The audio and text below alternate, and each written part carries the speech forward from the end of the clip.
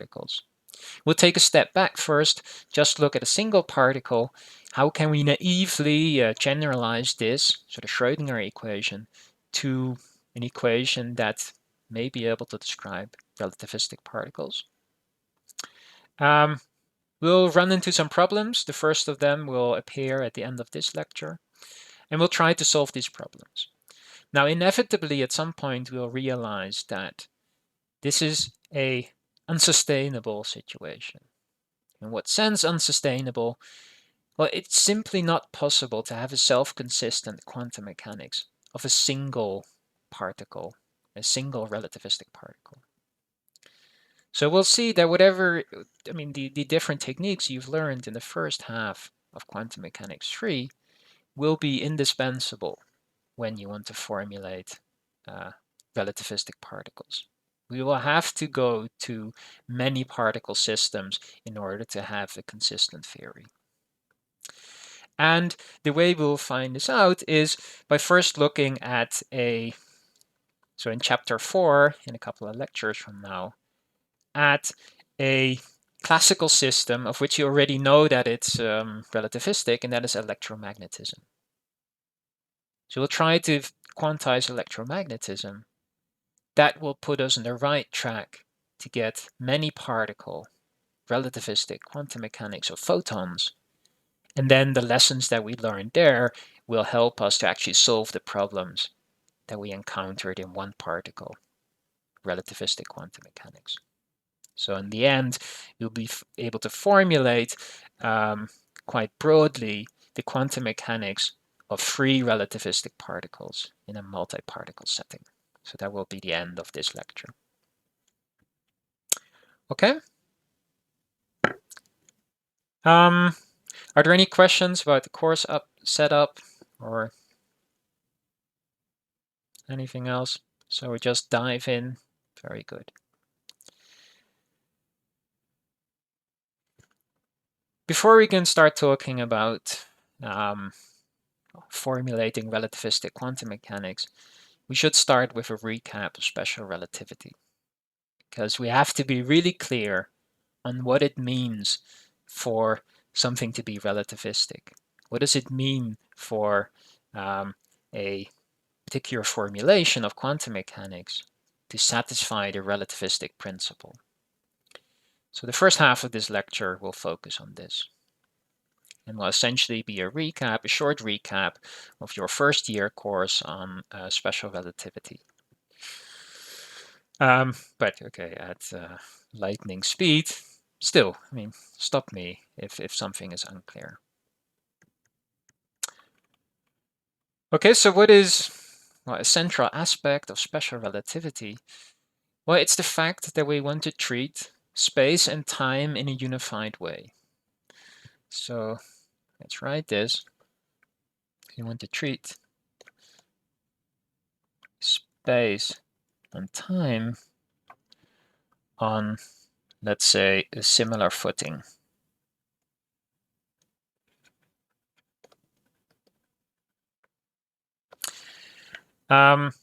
So in what sense is it different from, say, standard classical mechanics? So suppose I have here a particle traveling in space. Then in classical mechanics, we would often think of the particle following a trajectory in space, and then this trajectory was parameterized by some time, say by its clock. So in that sense, there is an asymmetry between space and time. Time is the parameter and space is the configuration. Now, what is very convenient is special relativity, or a nice way to formulate things, is that the trajectory of a particle is not a trajectory in space parameterized by time, but is really just a path in space-time. So what is that saying? That is saying that it's also traveling in a time direction. So I just added the time axis to this plot, and then you can imagine that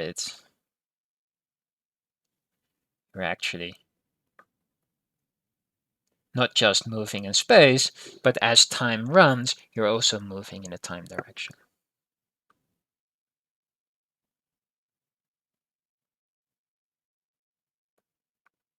Okay. So we think of not spatial position vector r as parameters describing the path. We want to think of the position in space-time. Okay. So, and what do we call space-time? Well, this is introduced by Minkowski. So this is Minkowski space. So formally, what we do is we take our time coordinate t, our space coordinate or position coordinates, let's say spatial coordinate. That's what I denoted by r, and I combine them into a space-time position that we denote now by a 4 vector. That's 4 components where components 1, 2, and 3, they are really the 3 spatial components. But we include time as the 0th component.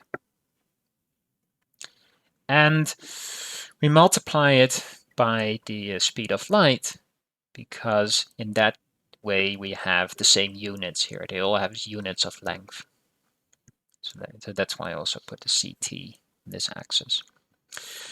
Okay. So this x mu, we call this the contravariant position 4 vector.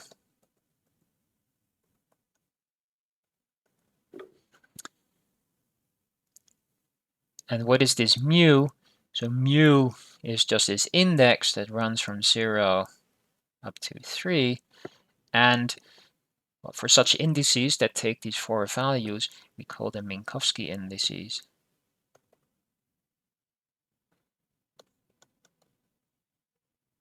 Indices. And we typically use Greek letters for those. While the simple Roman letters, I, J, we always take them to run from 1 to 3. So why is this called a contravariant position or contravariant 4 vector? It has something to do with the position of this index, which you write at the top.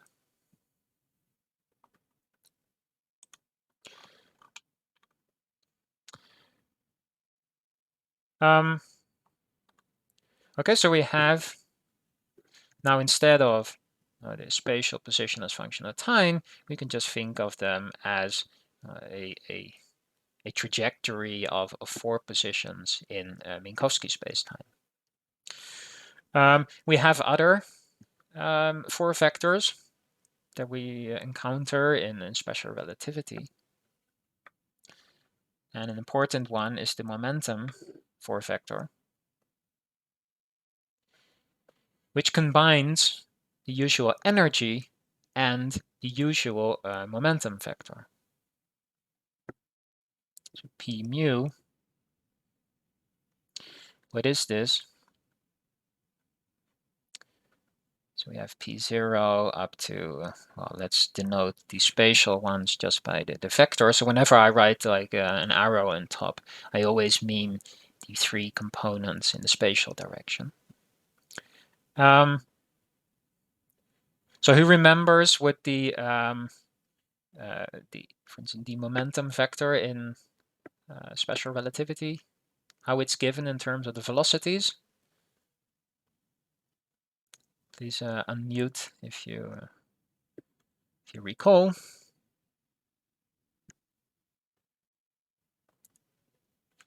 Exactly.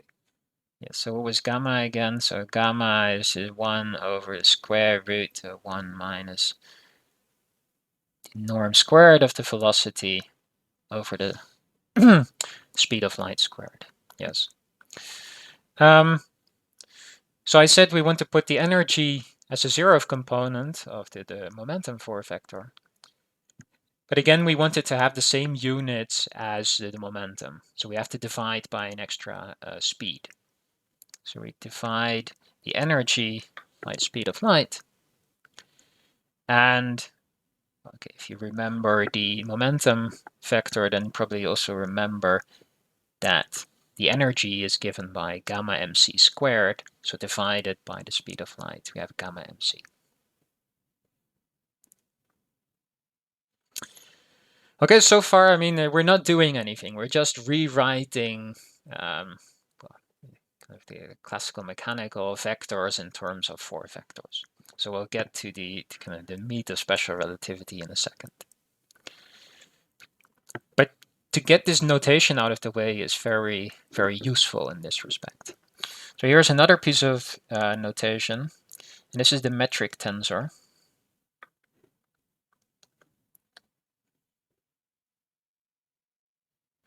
Which we denote by g mu nu, or sometimes, because we're only looking in Minkowski space, people denote this by eta mu nu.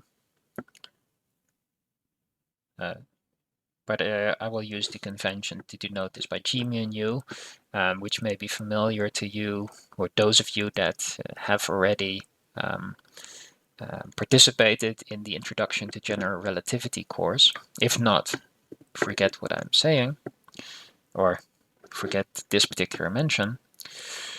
What is g mu nu? It's just a matrix with indices mu and nu that both run from 0 to 3. So it's a 4 by 4 matrix, and it simply looks like this. So it's diagonal with 1, minus 1, minus 1, minus 1 on the diagonal.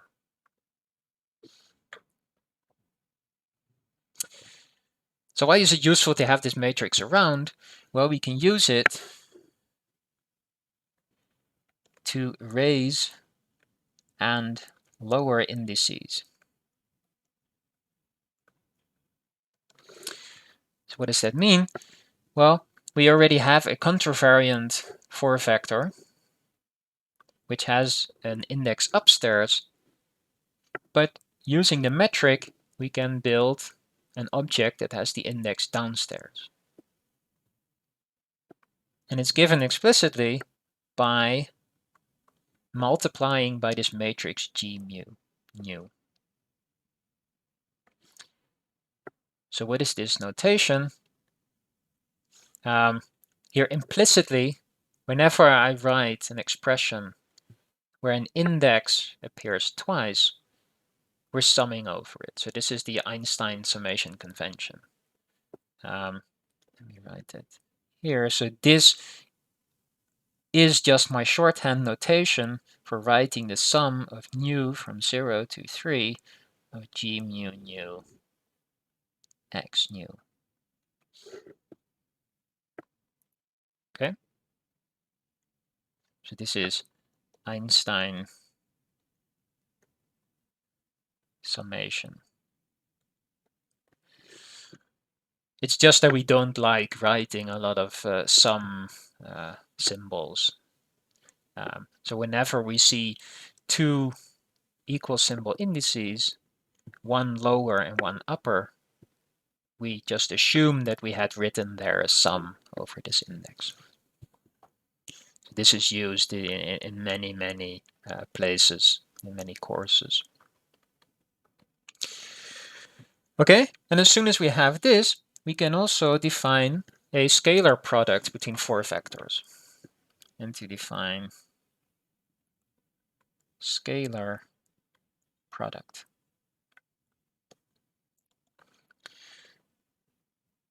So if we have two 4 vectors x and y, then what is this?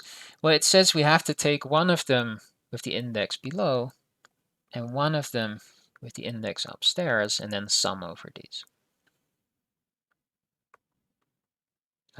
We can also say that this is the same as taking this. So we just said that x with an index downstairs, that's the same as writing g mu nu x nu. And don't be confused here with the that I interchange the order and relabeled the indices. G mu and nu for different choices of index, they're just numbers. Right? So there is no ordering ambiguity here. Right? So what is this? To be precise, well, this is just the diagonal matrix. So what we've written here is the zero component of x times the zero component of y. And then we get similar sums over the spatial components, but they come with a minus sign. This is minus the standard inner product of just the spatial part of these vectors.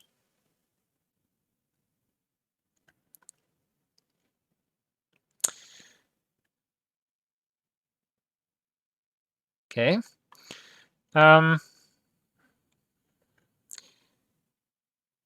So what does a set of vectors look like that has inner product with itself larger than 0?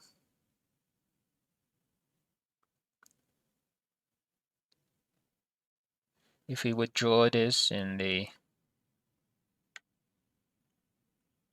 x1, x2, x0 three-dimensional plane.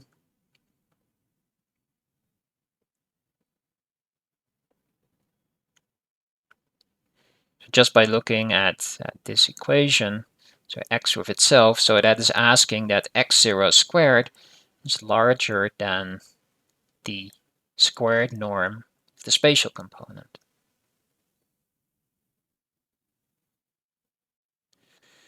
Steeper, yes, steeper than,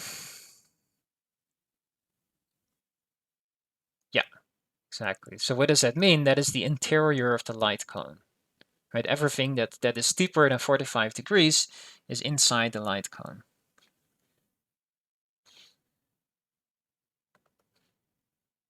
So this is this region here. Agreed? The vectors that have x dot x equal to 0, they're exactly on this light cone. And the vectors outside, they have x dot x smaller than 0.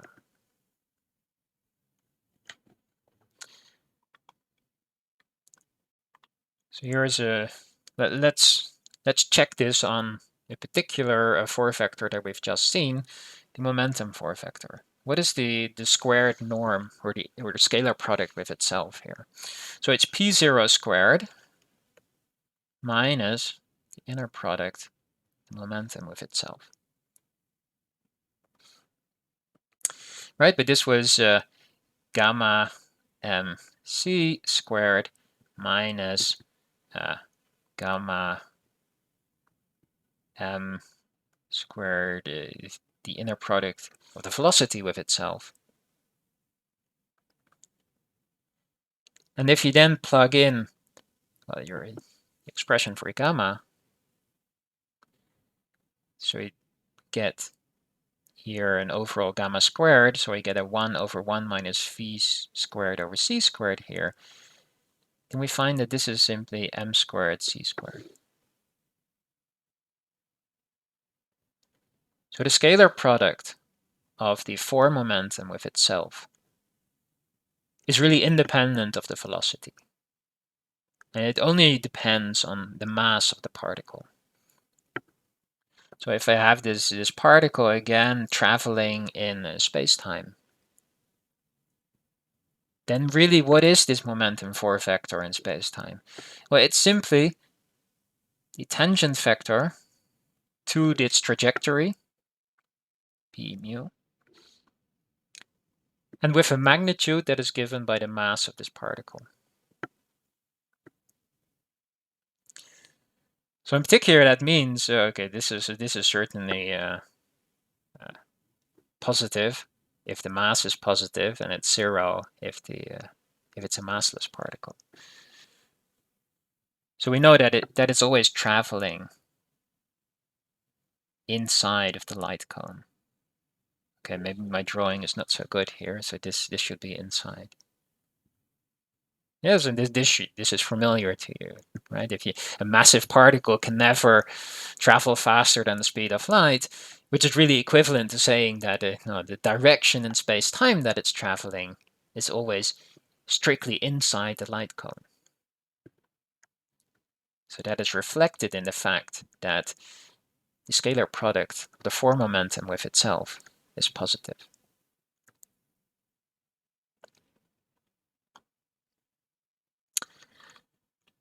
Okay, still, I mean, we have still not done anything. We've just rewritten variables in four-vector notation. So let's do something and get to the important part for us.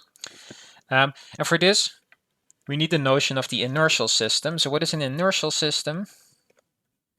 So it's a choice of coordinates, if you like, or choice of clocks and rods, like some people like to say.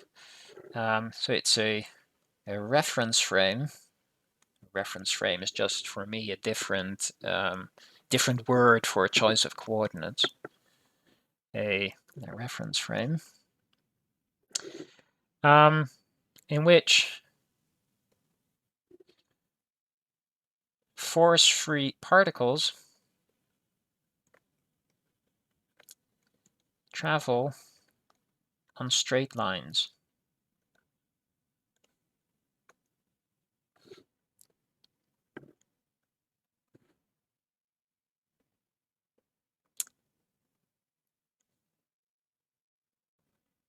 Right, so okay, so clearly in this picture, either this particle is not force-free or this was not an inertial system.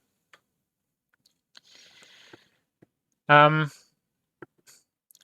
we want to understand something about going from one inertial system to another. So suppose I'm standing still on the train station, that's my inertial system. I can make my observations, measure velocities, attribute position four vectors to certain events.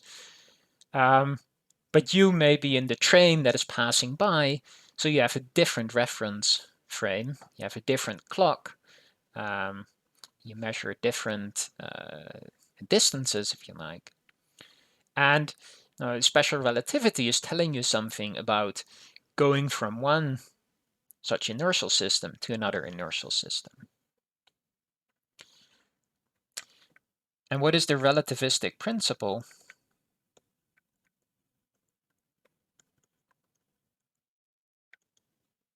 Or when does your physical model satisfy the relativistic principle? Well, it's precisely when your physical laws are independent of the chosen reference system. So they're the same in each reference system. So let's write this. So all inertial systems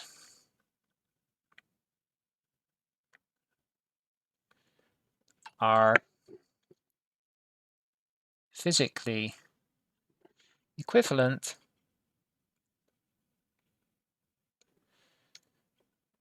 and the speed of light, importantly, is the same in each. This was kind of the assumption that Einstein made to derive his Lorentz transformations. So let's see the consequences of this in terms of this language of four vectors. So this tells us,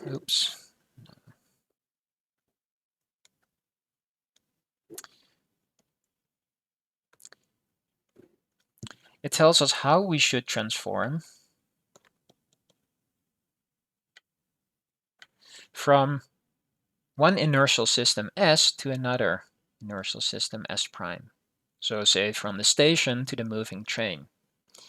And for simplicity, let us assume that our coordinate systems agree at time 0.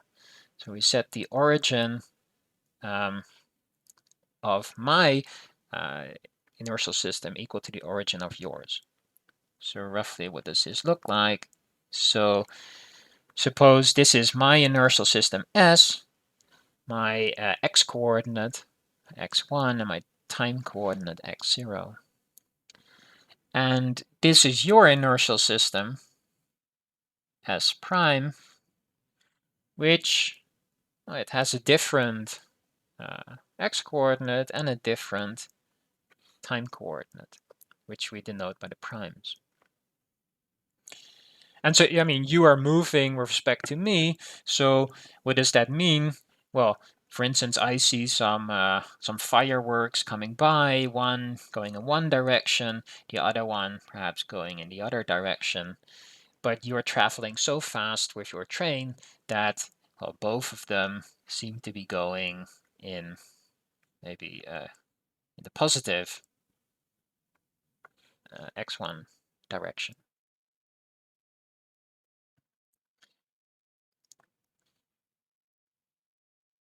Okay. But the relativistic principle said that we should agree on the speed of light. So certainly, like this picture, speed of light, where the light travels at 45-degree angles. So the same should be true in both our reference frames.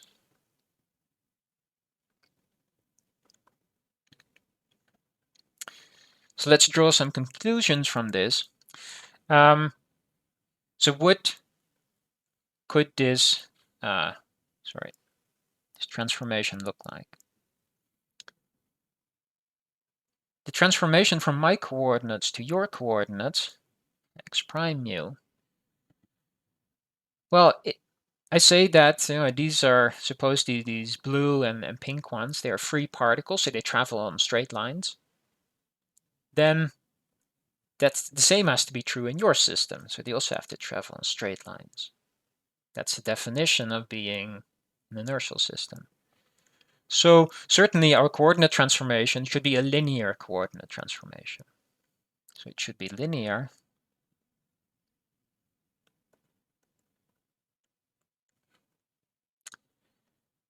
So that is saying that x prime mu, it should be given by some matrix multiplication. Lambda mu nu x nu for some 4x4 matrix lambda. And we also say that the speed of light should be the same. So moving at speed c in S should imply also moving at speed c in S prime. So that's a direct consequence of the relativistic principle. But we just said that, well, where are the vectors that have norm 0? Well, they're exactly the ones that lie on the light cone.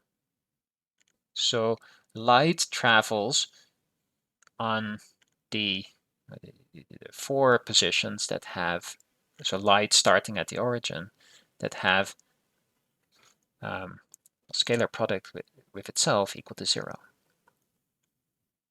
Okay. So this puts a restriction on this particular linear transformation that we have. We should have that these points that are on the light cone in S, they should also be on the light cone in S prime.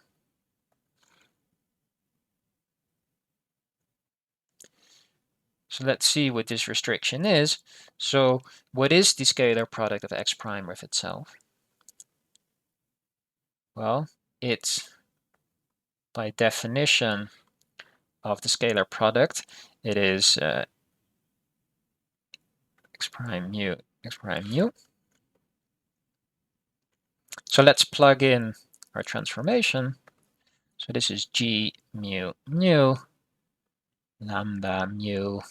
Okay, so I need a new index. Let's call it rho lambda nu sigma x rho x sigma. But we want this to be equal to x dot x. Well, at least, okay, we want that if x dot x is equal to 0, that x prime dot x prime is also equal to 0. But actually, we also want that, that their value, if they're non-zero, also agree. For instance, if you look at the momentum of a particle, well, this was related to his mass. Well, you certainly want that you sitting in the train agree with the same mass, that the particle has the same mass. So let's require this. And we require this for all possible light rays. So since this is equal to g mu nu x mu x nu, or okay, maybe I should put different indices here. G rho sigma x rho x sigma. Then what we need is for this to be valid for all choices, vectors x, is that this part is equal to that part. So this is what a Lorentz transformation is. Lorentz transformation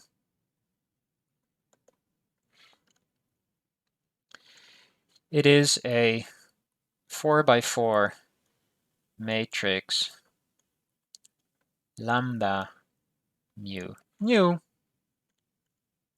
satisfying that g mu nu lambda mu rho lambda nu sigma is g rho sigma.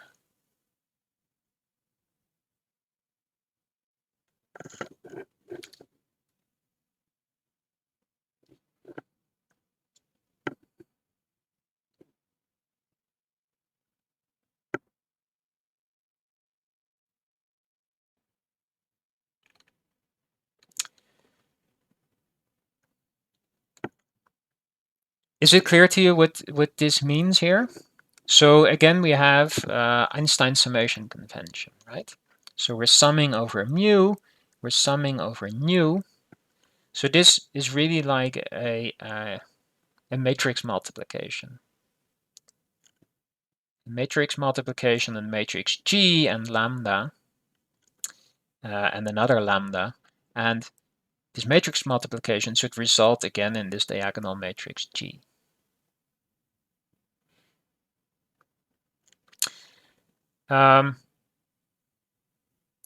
So what does general Lorentz transformation look like? Maybe we can do a quick poll. So what types of Lorentz transformation do we have? Let's open this one. So if you go to your, this is a word cloud, so just put in some answers. What Lorentz transformations do you know that preserve the inertial systems? And let me just put it on the screen. Let's see what we get. Yeah, so I see translation. So here we do not do translations yet. Why is that? Because I was assuming that the origin corresponds with the origin. But indeed, certainly a rotation, that's a Lorentz transformation.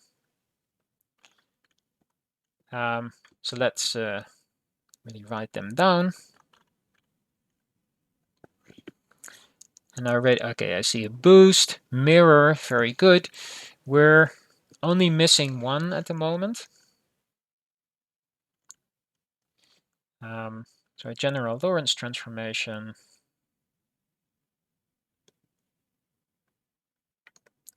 Lambda, it's a composition of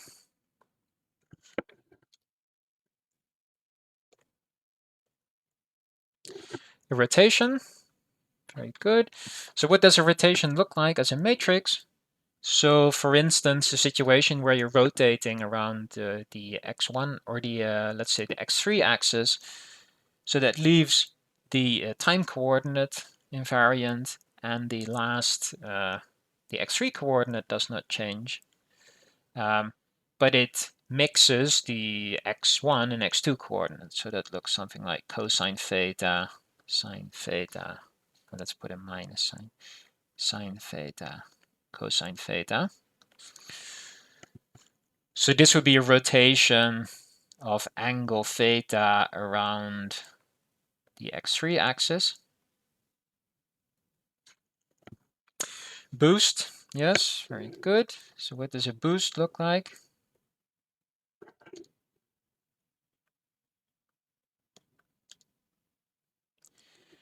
So for instance, boost in the x1 direction, that leaves the x2 and x3 direction invariant, but it will mix the time and the x1 coordinate.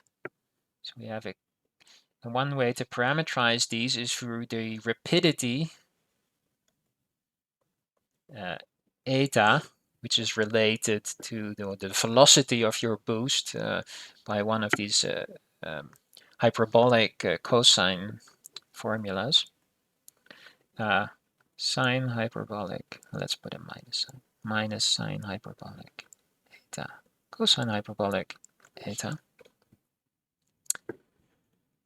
As you say, a mirror, mirroring is also a Lorentz transformation because it also preserves the light cone. Now, in a particular case of mirroring is given by the parity transform, where I mirror everything through the origin. So this in particular transforms a right-handed coordinate system into a left-handed coordinate system. That's why we call it a parity transform. And then, okay, one is more or less missing, but you could say it's part of mirroring. It's, let's see, time reversal. If I reverse time, then well, that is also going to preserve the light cone, except that particles that were traveling forward in time are now suddenly traveling backward in time. And as you can easily check, all of these four matrices, they really satisfy this defining equation of Lorentz transformations. And in general, any 4x4 matrix that satisfies this is, or it can be written as a composition of these four matrices. Well, okay, including also rotations around the other axes and boosts in other directions.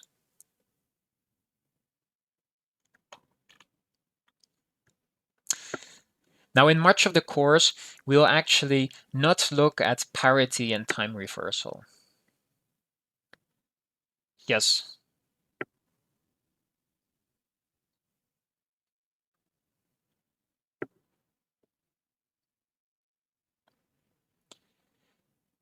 Right, okay, so you're asking how do you know that any Lorentz transformation lambda can be written as a composition of these? Well, that's a good question and not something I will prove to you here. This is essentially group theory. So if you're going to the particle and astrophysics master, there is a nice course on Lie groups and Lie algebras.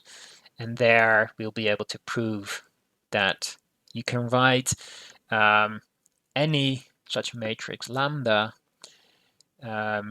through many infinitesimal rotations and infinitesimal boosts. So here you'll just have to take my authority for it.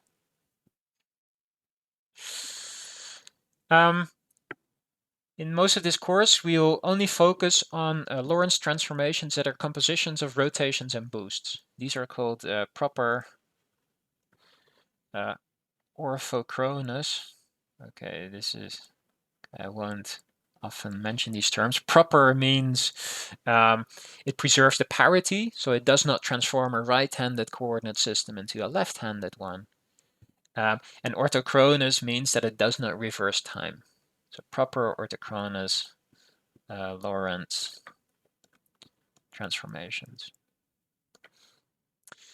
And one can characterize them fairly easily, because if you, for instance, look at the determinant of these matrices, well, the determinant of these first two are equal to 1, while the determinants of the parity and time reversal are equal to -1. So the proper orthochronous ones, they correspond to the Lorentz transformations that had determinant +1. And moreover, they have that the 0,0 component is positive. As you can see, time reversal clearly does not have a positive 0,0 component. But any composition of rotations and boosts does. So restricting to this set of Lorentz transformations, we can always decide what is, well, the future and what is the past. And that is a useful property to have. So we have now introduced the Lorentz transformation as the matrix that transforms the position for a vector in one inertial system S to the position for a vector in another inertial system S prime. But of course, not everything is a contravariant for a vector. So there are different quantities that we're interested in that either do not transform at all or transform in a different way. So quite generally, we can say that transformations of quantities and fields depend on their type, or in more group theory language, they depend on the representation in which the quantity is living, the representation of the Lorentz group. So let's go through a list of different types of fields that one can have. So I've written here a column S for the quantities in my inertial system, and here S prime, these are the quantities, say, in your inertial system, and let's see how they actually transform. Now the simplest thing is, of course, the scalar. So what is an example of a scalar? Well, the speed of light is a scalar. How do they transform? Well, they're unchanged. The speed of light does not change. It's the same in your inertial system compared to mine, where the rest mass of a particle is another scalar. How about the scalar field, phi of x? So a scalar field, that is something that associates a real or complex value to every point in space. And well, the name already suggests that the values of these fields are not going to change from one reference frame to the other. But it does not mean that a scalar field is unaffected by a Lorentz transformation, because it depends on a coordinate, and the coordinate transforms. So if I have a scalar field phi that has a particular functional dependence on x, then what I want is that when you perform a measurement of this scalar field, or your scalar field phi prime, at your corresponding coordinate x prime, that you measure the same thing as I do at position x. So that means that if I want to write this in terms of x prime, so what is phi prime as function of x prime? Well, then I have to invert the relation that expresses x in terms of x prime. And that is given by the inverse Lorentz transformation acting on x prime. Agreed?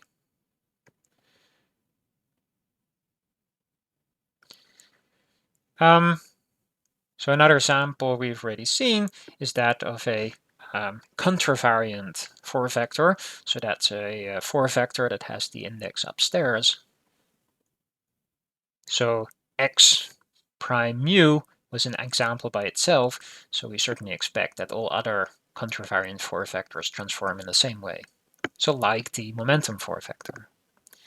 They're just given by the standard, the Lorentz transformation, acting on this 4-vector.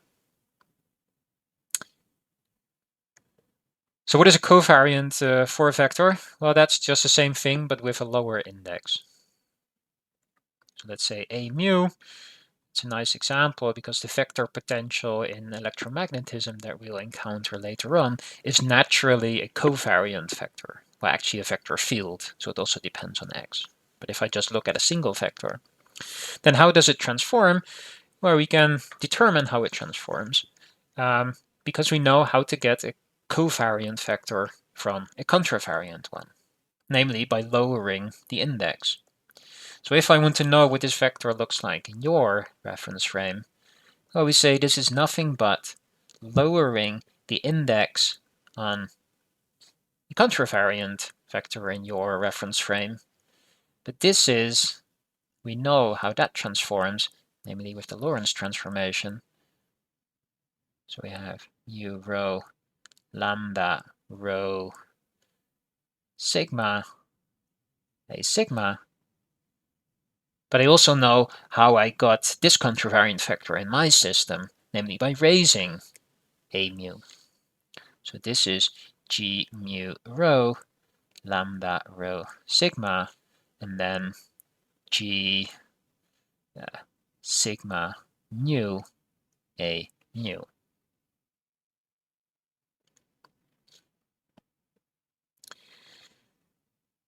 And if you would compare that with this particular definition of our matrix lambda, which, by the way, there will be an exercise, this I forgot to mention, so an exercise in the exercise session where you're going to show that this condition is equivalent to the condition that if I take my Lorentz transformation, I lower the first index and I raise the second index, that is the same as taking the inverse of my matrix lambda at lambda mu.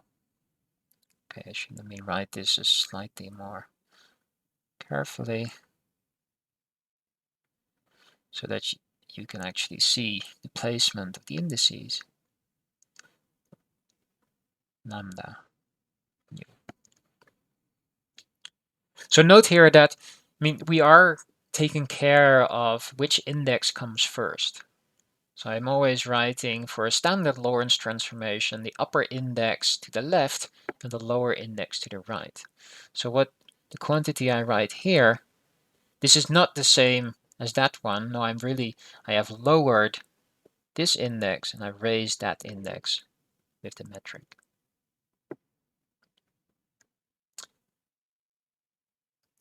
Okay, so that would be an exercise.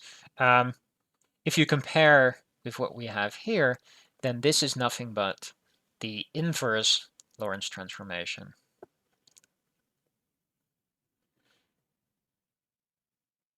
Acting on a mu. So these covariant vectors, they transform exactly in the opposite way as the contravariant ones do. And this is nice. Why is that nice? Well, what happens when I look at the contraction? So for instance, if I have two vectors, a covariant one and a contravariant one, then how will that transform? What do you think?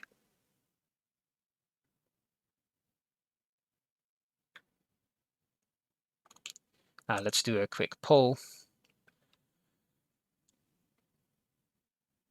I almost forgot I had this one there.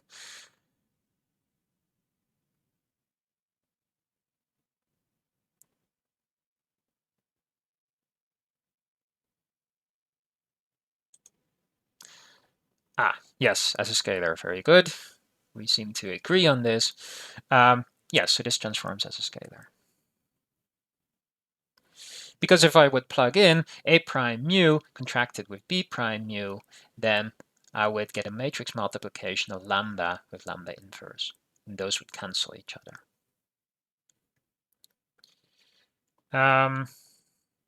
So how about if I would be looking at the gradient? Say d mu phi x. How do you think that this would transform?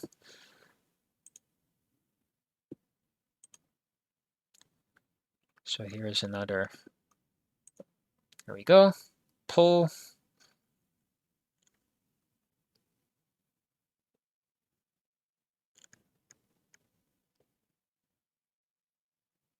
Ah, I see. Okay, things are a bit ambiguous here, I can see, because I've written in the poll a upstairs mu, while here I'm writing a downstairs mu. So I'm not gonna count anything. Okay, so it's certainly not a scalar field. In the exercises, you're gonna check that this really transforms as a, well, in this case, a covariant vector field. So how could we have guessed this? Well, we have this free index here hanging in the same place as we have for the covariant vector. So this will transform as a covariant vector field.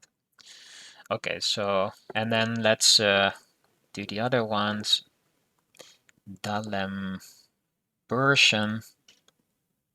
So what is a D'Alembert? So this is box phi d mu phi. Well, maybe we should be a bit clear what this means. So here I'm raising and lowering. So d mu, that is d by dx mu. So this is really g mu nu d by dx mu d by dx nu phi of x.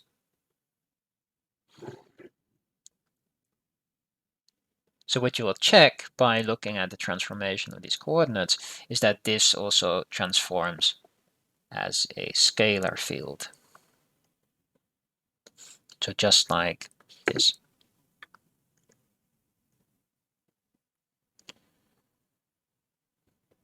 Oops.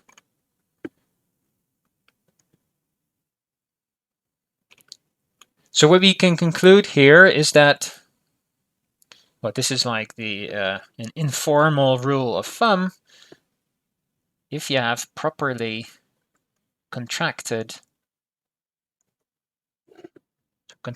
meaning that you have indices that if they appear double, one of them appears on the bottom and one of them appears on the top. That's what I mean by contracted, because then you're by Einstein summation convention, we're going to sum over them. So properly contracted expressions transform according to the placement of their three indices. So what is a free index? A free index is one that appears only once.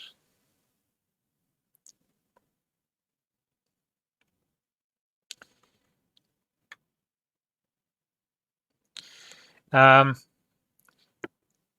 let me make a final remark before we stop this recap of special relativity. That we can, of course, also think of translations as symmetries, as was already mentioned by someone in the poll. So this is a larger group of transformations where I go from my coordinates x mu to your coordinates x prime mu by a Lorentz transformation x nu, but maybe you have put your origin somewhere else. So I can also have a translation. Oops. Translation. And these are called Poincare transformations.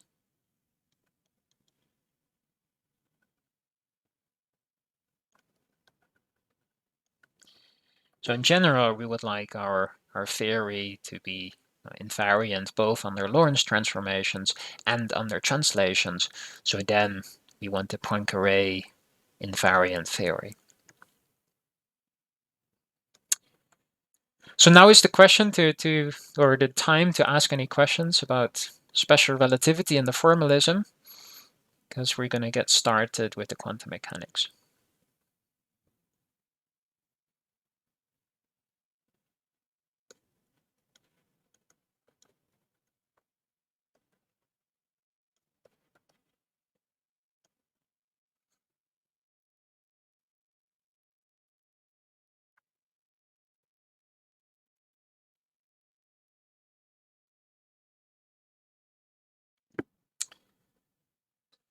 Okay. So what is going to be our goal? Well, the first thing we're going to do is to specify our goals as precisely as possible, because then it will be clear what the route is, or the attempts that we should be making. And for this, I'm going to write down a wish list.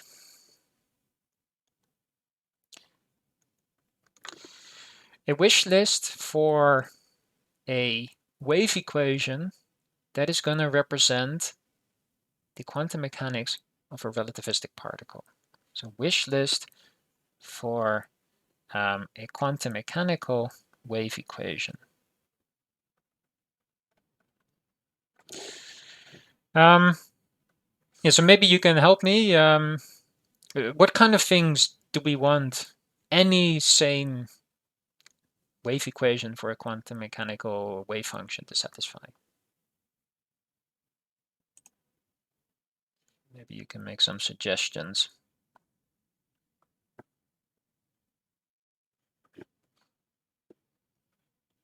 There will be 4 very crucial points.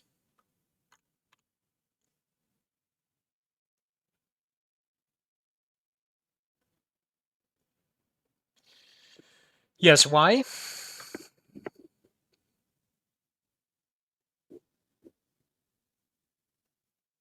Very good.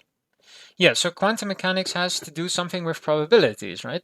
It has to describe in one way or another the outcome of an experiment. And we know in quantum mechanics that outcomes of experiments, they come with probability distributions. The wave function should tell us what the relative probabilities are of measuring a particle in spin up or spin down, or going through one slit or the other.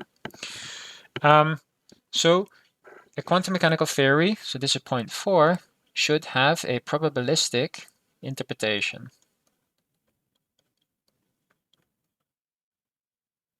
Oops.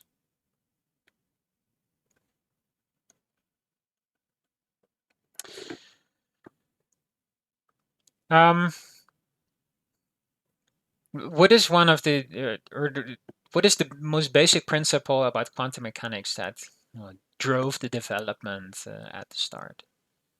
It was a duality, right? A duality between, if we go back to Planck, the most basic fact about quantum mechanics that you would tell a layman is that particles, there can be particles, there can be waves, or actually they're both, right? So there must be some particle wave duality. So this is really criterion number 1, particle wave duality. In some sense, this is already in the title of our wish list. We're looking for a wave equation, but it should also describe particles. Maybe we should be a bit more specific what I mean by that we want to have a particle wave duality. So we want that we can describe a free particle with, say, energy E and momentum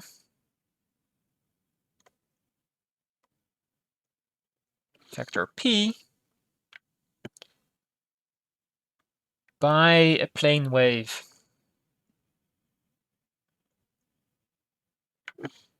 And not just any plane wave. From experiment, we know very well what the wavelength and the frequency of such a wave should be. This is something you can just measure in the lab. So you should have a wave vector that is related to the momentum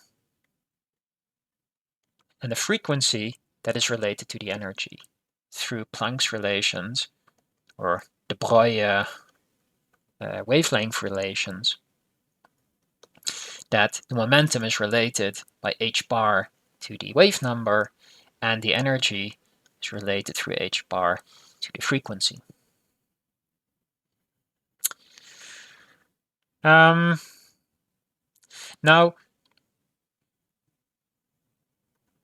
we were really after relativistic quantum mechanics. Relativistic quantum mechanics. So we do not just want any kind of relation between energy and momentum. We want a proper relation. The relation that was predicted by Einstein, namely that the energy is given by the relativistic dispersion relation. So this was essentially the same as requiring that the right. So the remember this relation was equivalent to P dot P being equal to m squared c squared that we just saw. So the energy should be given by this particular formula of the momentum of the particle. And well, we want it to be relativistic, so meaning that we should agree, you in your different reference frame should agree with me about the physics. So it should satisfy the relativistic principle.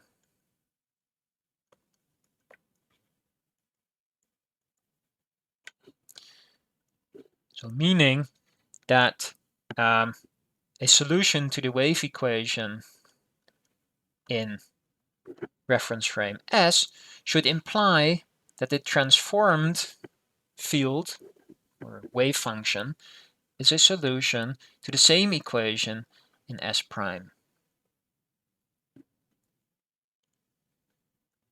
And then there's another aspect having to do with the relativistic quantum mechanics, and that is saying that, yeah, but I mean, if we're in a situation where the particle is traveling very slowly, then surely it has to agree with what we already know about quantum mechanics. Namely, it should have a proper non-relativistic limit.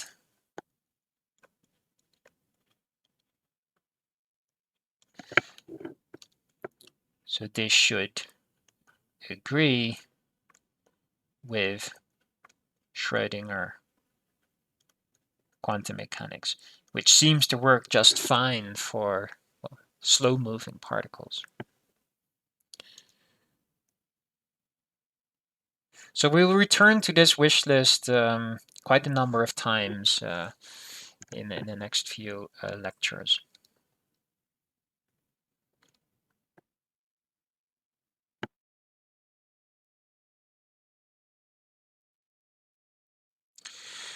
Well, that is the short way of saying it, yes. Invariant is perhaps not the most precise way of stating it, because you can have that your solution transforms, but it should transform in one of the ways that we've seen in the table just before. So it should transform covariantly. If I have a solution in one, it should transform to a solution in the other reference frame. So typically what we say is that the wave equation is then covariant under Lorenz transformations. So let's have a quick look at Schrodinger equation. So why does it fail our wish list? Well, this should be clear because well, it does not describe relativistic particles. And in what sense does it not describe relativistic particles? Well, let's have a look. So here is the Schrodinger equation with zero potential.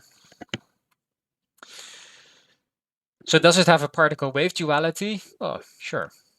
If I substitute the plane wave for the wave function, then well, what do I see? I bring down a p squared here. I bring down an energy here. So this is a solution to the Schrodinger equation. Satisfies that this is a solution, but only when the energy is given by p squared over 2m. Right? That is just a classical dispersion relation. So it does satisfy one, but actually with the wrong dispersion relation.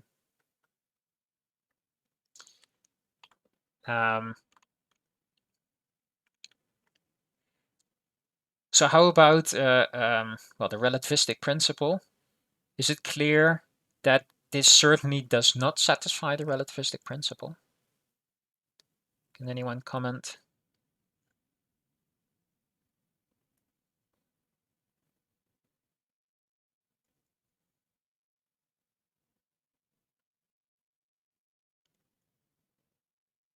So what do we say at the beginning of the special relativity recap? That in special relativity, we're treating space and time on equal footing. So is it clear here that we're not treating it on equal footing?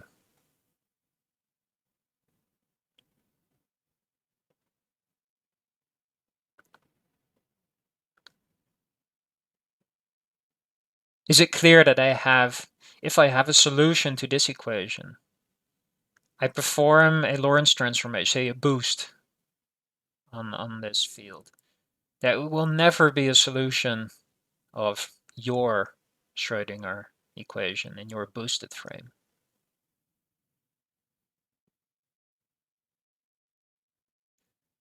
But clearly it must have something to do with the asymmetry between space and time here. So I have one time derivative, but I have two spatial derivatives.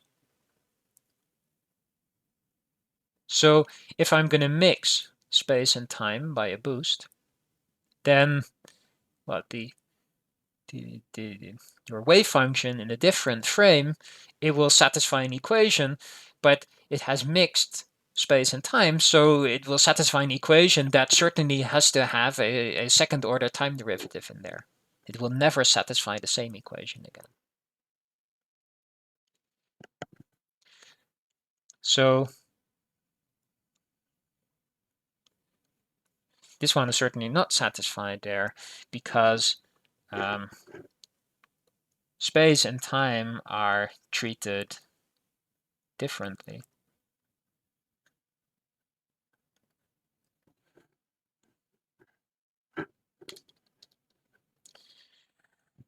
So let's try to do something better.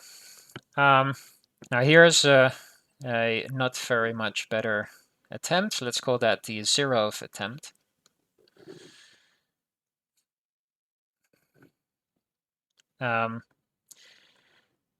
So essentially, how did we get the Schrodinger equation from this dispersion relation? Well, essentially, we just performed the substitution. We put hats on E and on P.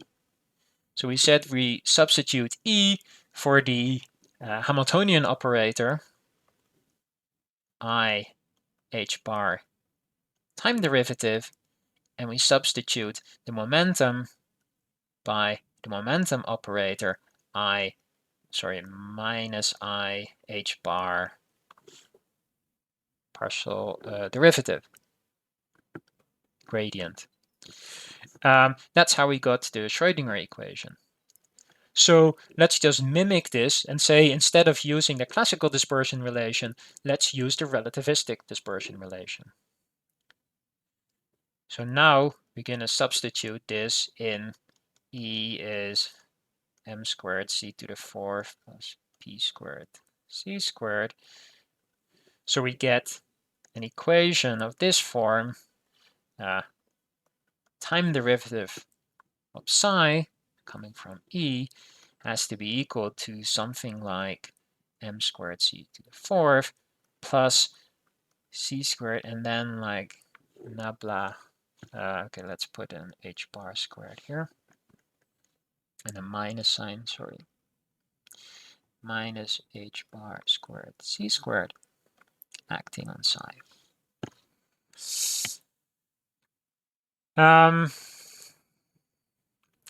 So, well, does this improve the situation anyway? Well, first I'll have to tell you what this means. So I'm taking the square root of some kind of operator. Is that a meaningful thing? Perhaps I could make it meaningful by doing a Taylor expansion of this square root. So I would get here nabla squared, nabla to the 4th, nabla to the 6th. But does it improve on this problem? No, right? I see shaking faces.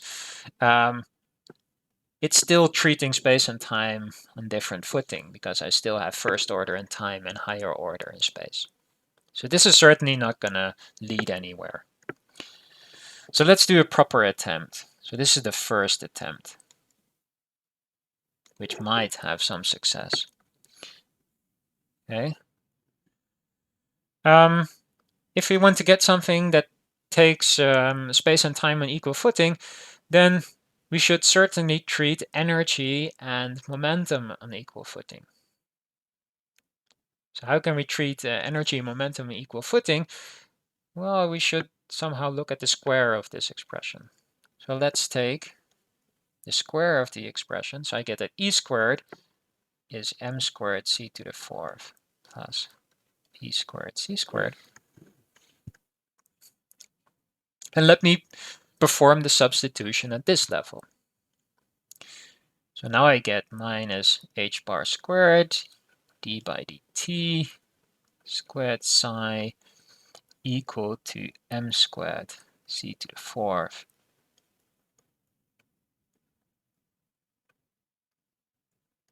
psi rt.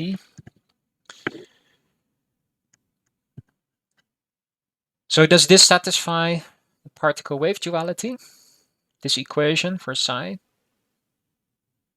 So the question is, if I put psi equal to this plane wave, does it solve the equation?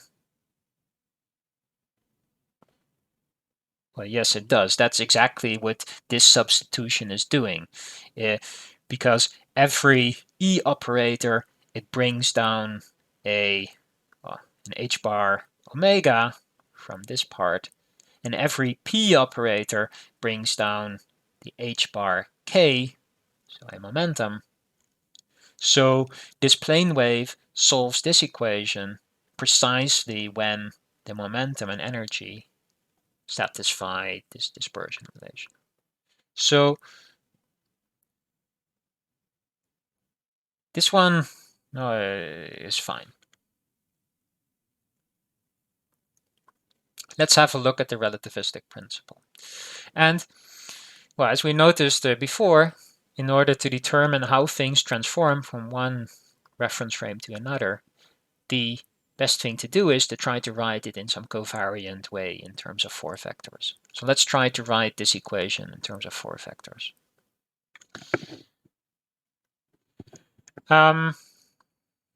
So let's bring everything to one side, divide by h bar squared c squared. What do we get? We get 1 over c squared d squared by dt squared. Then we get the Laplacian, nabla squared, m squared c squared over h bar squared, acting on psi r t is to be equal to 0. And then we notice that this particular combination we have here is precisely the D'Alembert that we saw before. So this is G mu nu d mu d nu plus m squared c squared h bar squared, where we have grouped the spatial coordinates and time into the position 4 vector, psi x.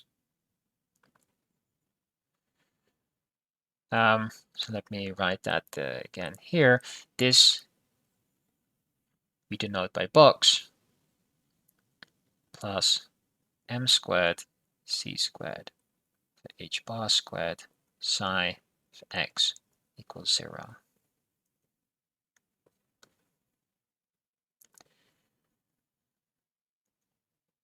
And this is called the Klein-Gordon equation.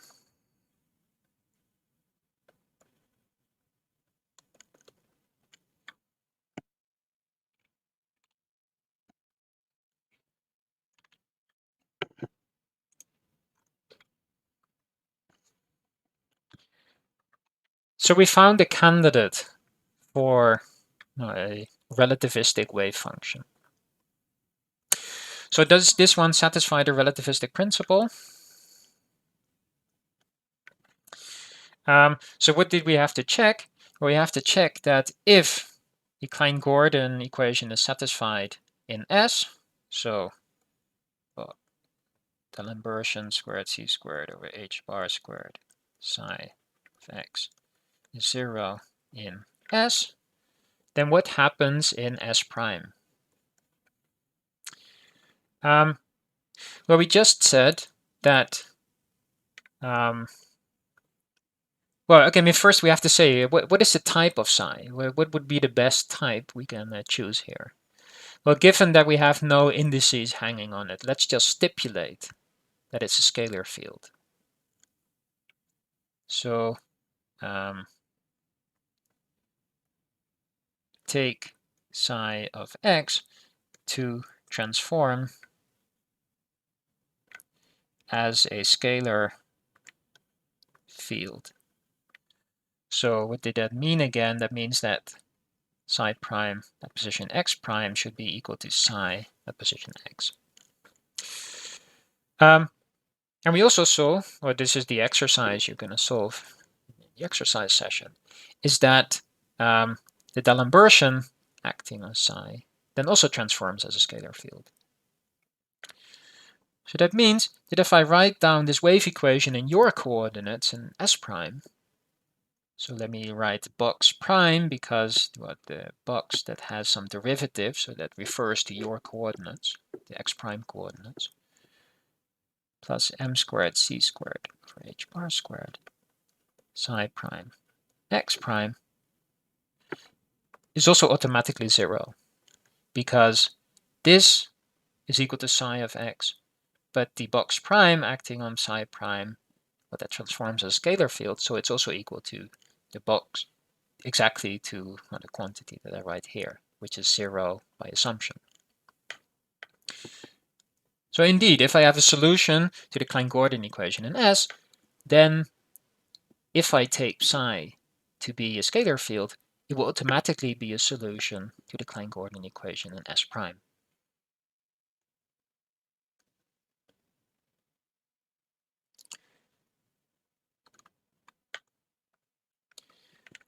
Okay. Since we're nearing the end of time, I'm going to skip looking at the non-relativistic limit, and let's look at the probabilistic interpretation, because this will be relevant for the other exercise in the exercise session. So does it have a probabilistic interpretation?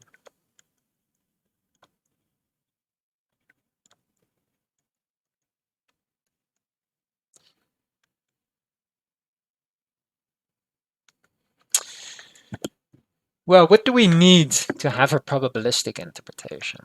So let's just draw a little cartoon. So suppose this is one of our coordinates, the x1 coordinate.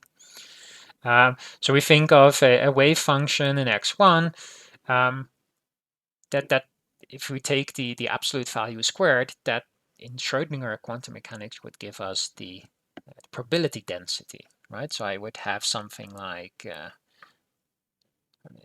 wave packet like this, where I have a probability density, let's call that rho, that should integrate up to 1. That's indeed what we heard before. That's something we need for quantum mechanics. But of course, the wave function, it evolves in time according to the Schrodinger equation. So if I look a little bit later, I might see a probability distribution looking like this.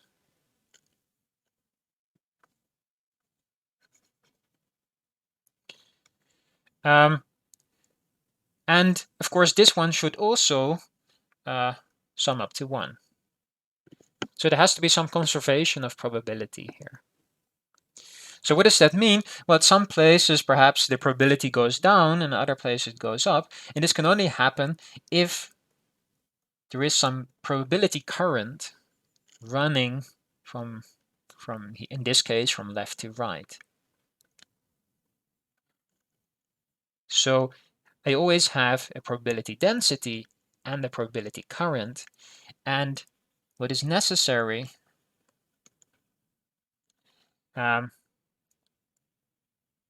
is that we have a continuity equation.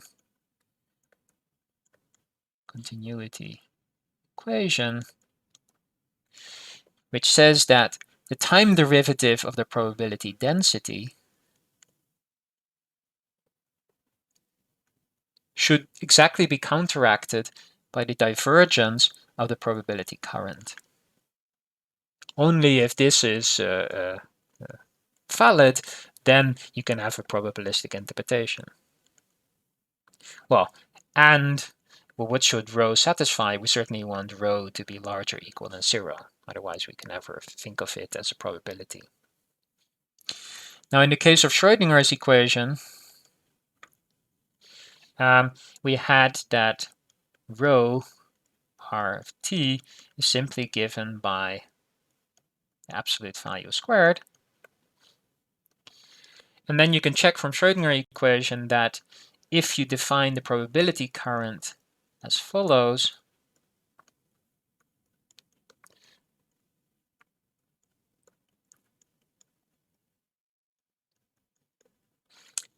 then Schrodinger equation implies that this continuity equation is indeed satisfied. So how about the Klein-Gordon equation?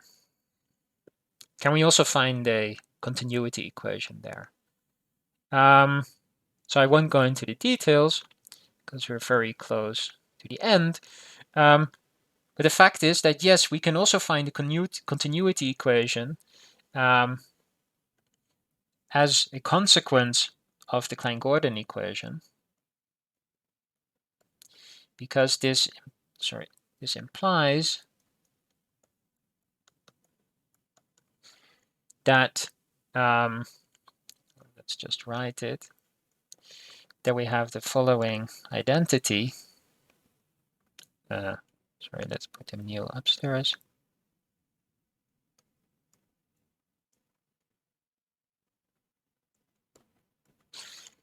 For a field psi. So here I'm assuming that psi is really a complex scalar field. And this equation can be rewritten as rho of x is I h bar for 2mc squared.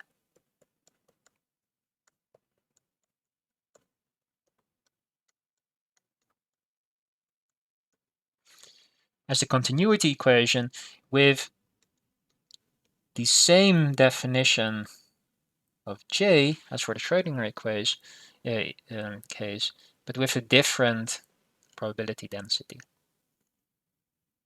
And this one contains still a time derivative, which makes sense because, well, our Klein-Gordon equation has an extra time derivative as compared to the Schrodinger equation. So we have to put it somehow in this supposed probability density. But there are problems here. Let's see what the problems are. Let's look at the plane wave solution. The plane wave solution, so it's of this form. So if I select a four momentum P, then I just take the scalar product with the position 4 vector. This solves the Klein-Gordon equation if and only if it satisfies the dispersion relation. So if P dot P is m squared c squared, which is the same as saying that E should be plus or minus m squared c to the fourth is p squared c squared. But wait, so you see we get something new here, namely the plus minus. So it has both positive and negative energy solutions. If I write energy 0 can either be larger than mc squared or smaller than minus mc squared. So problem,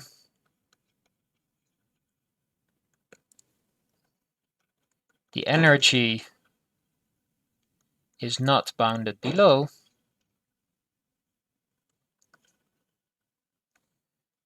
And the other problem, to wrap things up, if I plug this plane wave into our probability density, please do the calculation, you get that it's given by P0 over mc. So where this is, this is the energy over mc squared. But this can be negative.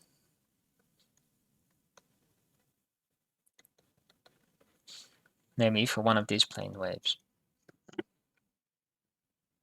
So it seems that this last criterion cannot be satisfied. So the probabilistic interpretation cannot be satisfied for the Klein-Gordon equation. So what you'll do in the exercise class is see whether one can salvage this situation. Can we project out, say, the negative energy states to only maintain the positive energy ones and then have a probabilistic interpretation? Well, you'll discover that this is not possible, because even if I take linear superpositions of positive energy solutions, then you can get negative probabilities.